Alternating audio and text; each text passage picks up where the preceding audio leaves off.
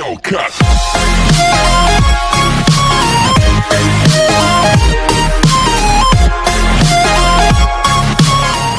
Asal-muasal Minangkabau zaman dahulu kala, ada sebuah kerajaan bernama Pagaruyung. Raja Pagaruyung adalah seorang pemimpin yang arif dan adil. Suatu hari, terdengar kabar bahwa kerajaan Majapahit dari Pulau Jawa akan menyerang kerajaan Pagaruyung. Pasukan kerajaan Majapahit mulai berdatangan dan berdiam di daerah perbatasan untuk mengatur strategi merebut kerajaan yang aman dan terteram itu.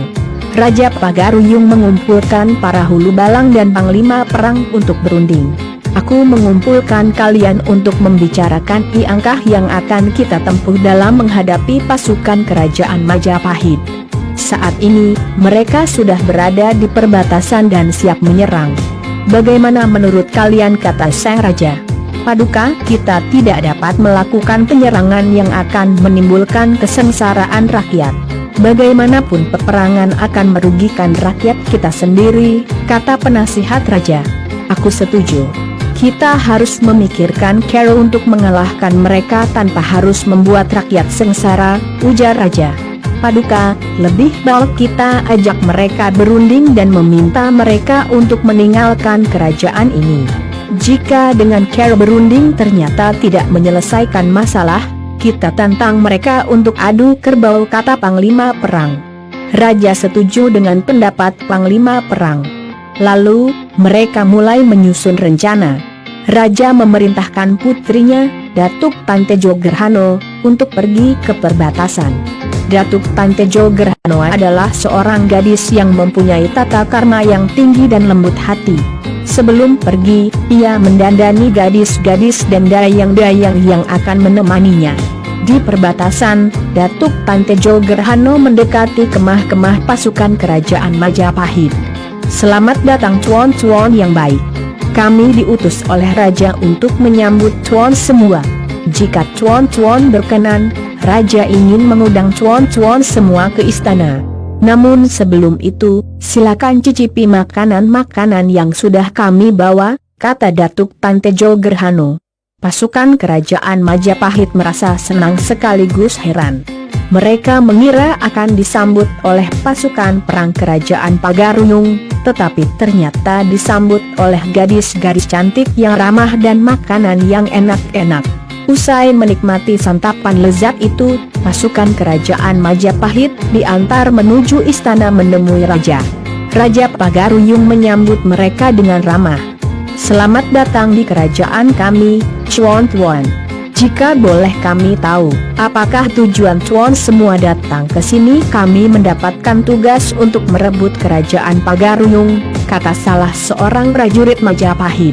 Saya mengerti. Baiklah, bagaimana kalau peperangan kita ganti saja dengan adu kerbau? Siapa yang kerbaunya menang, ia boleh berkuasa di kerajaan ini, ujar Raja Pagaruyung. Prajurit-prajurit kerajaan Majapahit setuju. Lalu, mereka menyiapkan seekor kerbau yang sangat besar dan kuat untuk diadu dengan kerbau dari kerajaan Pagaruyung. Kerajaan Pagaruyung justru memilih seekor anak kerbau yang masih menyusu dengan ibunya. Anak kerbau itu sengaja dipisahkan dari induknya selama 3 hari, sehingga anak kerbau itu tidak bisa menyusu pada induknya dan menjadi haus. Lalu, di mulut anak kerbau itu dipasang sebuah besi yang berbentuk kerucut dan sangat runcing. Hari yang ditentukan pun tiba. Kerbau-kerbau aduan dibawa ke gelanggang. Kerajaan Majapahit memiliki kerbau aduan yang besar dan kuat. Kalahkan saja kerbau kecil itu, teriak para prajurit kerajaan Majapahit dari pinggir gelanggang.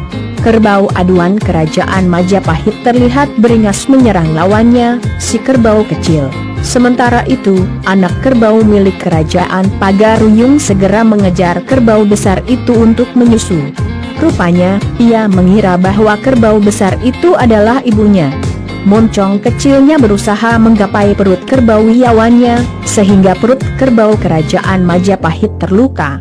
Karena luka yang semakin banyak, kerbau kerajaan Majapahit pun tersungkur dan mati. Minangkabau!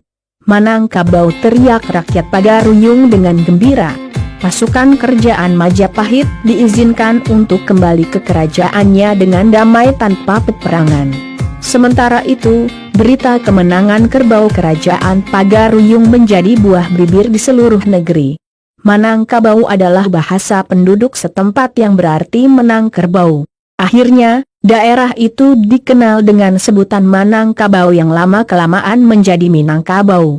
Pesan moral dari cerita rakyat Sumatera Barat, asal-usul Minangkabau adalah kejahatan tidak harus dihadapi dengan kejahatan. Jangan pernah mempertaruhkan sesuatu dengan cara berjudi.